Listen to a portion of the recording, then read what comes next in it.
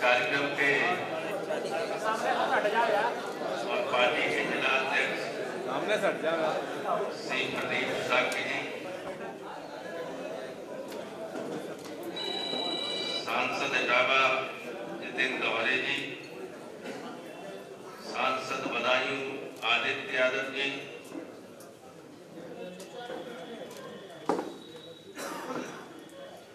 श्री राम सेवक यादव जी, डॉक्टर अजय सिंह जी, अध्यक्ष जिला पंचायत अंशुल जी, पूर्व जिला अध्यक्ष गोपाल जी, विधायक भरतना राघवेंद्र गौतम जी,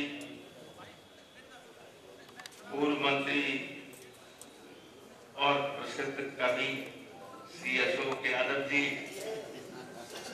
पूर्व मंत्री श्री कृष्ण यादव जी, और सबके दिलों में बसने वाले हैं तो मोटे आशीष राजपूत जी, हमारे बहुत ही लोकप्रिय चेयरमैन रहे हैं पति पत्नी श्री फुरकान साहब, लीलावती राजपूत जी, इटावा से हमारे प्रत्याशी रहे सर्वेश साकी जी, केपी साकी जी, श्री उदय भान जी, श्री आशीष पटेल जी, श्री बीजू भदौरिया जी, श्री सुरेंद्र बाबू जी भरतना, श्री हरिओम ब्लॉक प्रमुख जी, आलोक दीक्षित जी, डॉक्टर साहब है रामबेर जी गोयल जी, फूलमती जी, सफी अहमद बालक, मेघ सिंह साक पूर्व प्रमुख बसरेयर, के यादव जी, लाखन सिंह जी, मनीष यादव जी, कार्तिकेय जी, नाम बहुत है अभी रह गए और जो नहीं है सबको मैं प्रणाम करता हूँ। नेताजी की बहुत सारी बातें और बहुत ही मौलिक बातें हैं यहाँ लोगों ने बताई, राम सेवक जी ने और सभी लोगों ने। नेताजी ने कुछ ऐसे काम किए जो अभूतपूर्व थे और लोगों को प्रभावित करने वाले थे, लाभान्वित करने वाले थे, आम लोगों। मुझे याद है कि जब वो चुंगी को माफ करने जा रहे थे तो अधिकारी कह रहे थे सब बड़ा नुकसान होगा, आर्थिक नुकसान होगा, नगर पालिकाएं कैसे चलेंगी, उनकी सब चलेंगी। क्योंकि उन्होंने कहा कि मैंने देखा है कि विदा करा के जब जाता था कोई आदमी और चुंगी वाले पकड़ लेते थे, उनके पास पैसा नहीं था तो लड़कियों की विदा होकर जाती थी तो गुना पूरी वूड़ी सब रख लेते थे, तो कुछ उसमें से वो गुना पूरी निकाल के रख लेते निकाल लेते थे, पैसा नहीं तो नहीं निकाल। और जब बताया राम सेवक जी ये तो आरतीय रहे, गाड़ी बैलगाड़ी आती थी तो उन्हें पैसा नहीं है तो कमली रख के लौटते हैं, ये पैसा ये जो लोग जमीन से जुड़े हुए लोग होते हैं वो जनता की समस्याओं को समझते हैं। और नेताजी ने यहीं से शुरू किया। जब उन्होंने राम सिंह साकी जी को उम्मीदवार बनाया तो इटावा में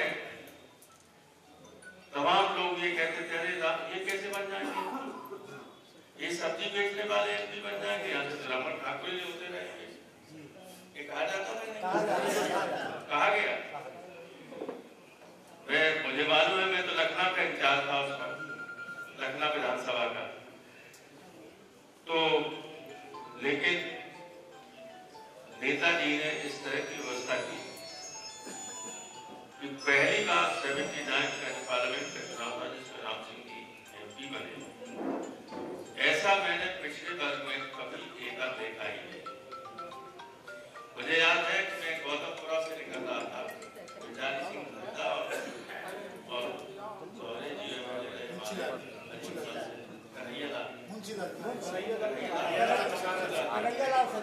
कन्हैयालाल जी थे साथ में। तो जैसे नहर पे चढ़े माहिवा से जाके उधर को हमने गौतमपुरा में कोई तुलसीदास जी की वजह से वोट देता नहीं, सब कांग्रेस को वोट देते हैं, इधर को वोट। एक लड़का आया छोटा सा, बिल्ला दे दो, कहाँ रहते हो? गौतमपुरा में। वोट कोई देता नहीं, बिल्ला देने से क्या फायदा तुम्हें? बिल्कुल छोटा था, इतना बड़ा 8-9 साल का होगा। तो वो हमारे पास आया, देने से बोला हम तो आपके वोटर हैं। वो कैसे हो? काम साहब दे लिए।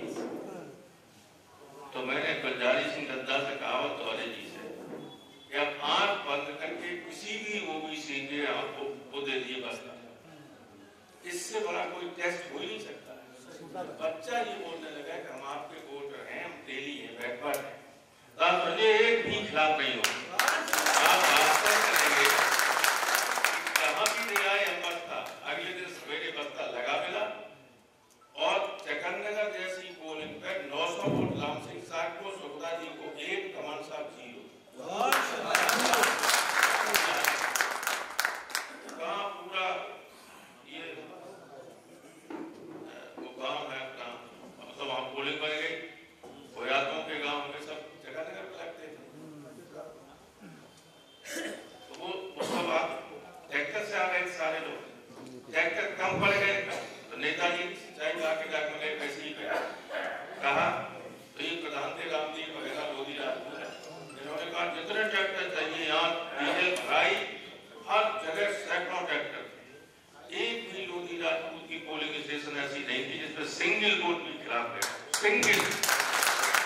ऐसा ये नेताजी ने शुरू किया था उस वक्त। अब जो पीरियड शुरू हुआ है हमारा, इसमें और विस्तार हुआ है, लेकिन तब लोग समझते ही नहीं थे कि इन वर्गों के लोग भी एमपी बन सकते हैं, जनरल सीट से एमएलए बन सकते हैं।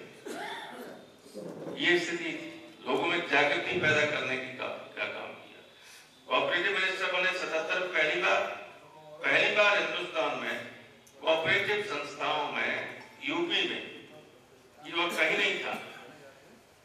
हर बोर्ड ऑफ डायरेक्टर्स में, चाहे वो सोसाइटी का हो, चाहे जिले की कोऑपरेटिव बैंक हो, चाहे राज्य की कोऑपरेटिव बैंक हो, चाहे और शीर्षस्थ संस्थान, सब में रिजर्वेशन एक सीट का कर दिया। अगर नहीं कोई शेड्यूल कास्ट है तो हर बोर्ड में एक शेड्यूल कास्ट डायरेक्टर हो।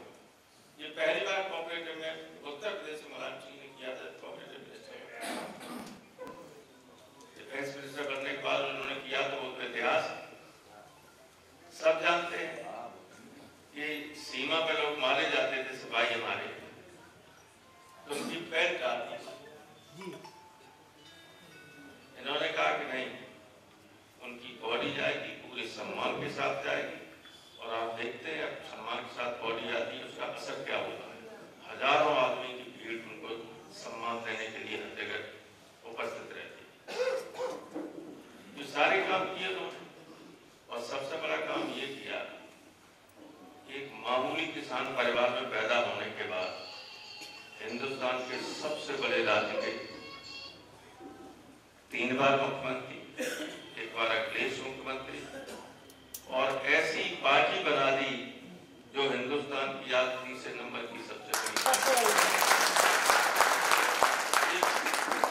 का प्रयास है। लड़के झगड़ के लोहिया जी का वो नारा कि हजूर जुल्म की टक्कर में संघर्ष हमारा नारा है, ये उन्होंने कार्य रूप में बदला, लेकिन उसमें अब थोड़ी सी कमी आने लगी। मैंने कल परसों करेल के चुनाव में देखा, वोट से ज्यादा कीमती कोई चीज नहीं होती है लोकतंत्र में। और आपका वोट अगर छीनने की कोई कोशिश करे, तो मैंने प्रेस वालों से भी कहा था, ये मैं अपने कार्यकर्ताओं से चाहूंगा कि वोट को जान से भी ज्यादा कीमती समझ के उसकी रक्षा करें। जब लोग सारे नियम कानून तोड़ने लगे,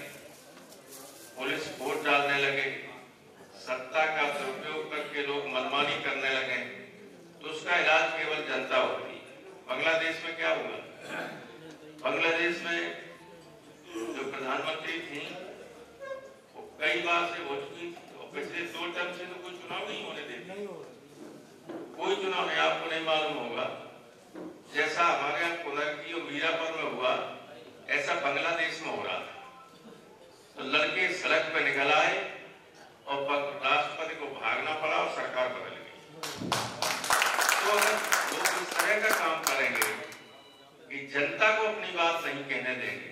कुनरकी में 70% पोलिंग स्टेशन ऐसी हैं जो समाजवादी पार्टी के हैं, 100%, 70%। एक वोट बीजेपी का नहीं है, एक आदमी को वोट नहीं डालने दिया गया। खुद पुलिस ने और बीजेपी के लोगों ने संरक्षण वोट डाले, बीजेपी के वोट एक भी नहीं। वास्तव में मीरापुर में आपने देखा होगा कि रिवॉल्वर लिए हुए धमका रहा है महिलाओं। तो जब ये स्थिति आ जाए तो संघर्ष जो है वही एक बात बचना रहता। लोकतंत्र को बचाने के लिए जो नेताजी ने सिखाया था उसी रास्ते पर चल के हमें संघर्ष करना पड़ेगा और लोहिया जी के उस नारे को अमल में लाना पड़ेगा कि हर जोर जुर्म की टक्कर में संघर्ष हमारा नाम याद है। हम लोग आंदोलन करते थे, प्रदर्शन होते थे, अब तो डेमोक्रेसी रही नहीं थी, तानाशाही है।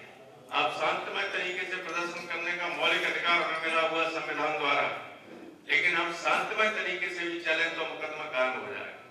कभी पहले ऐसे नहीं होता।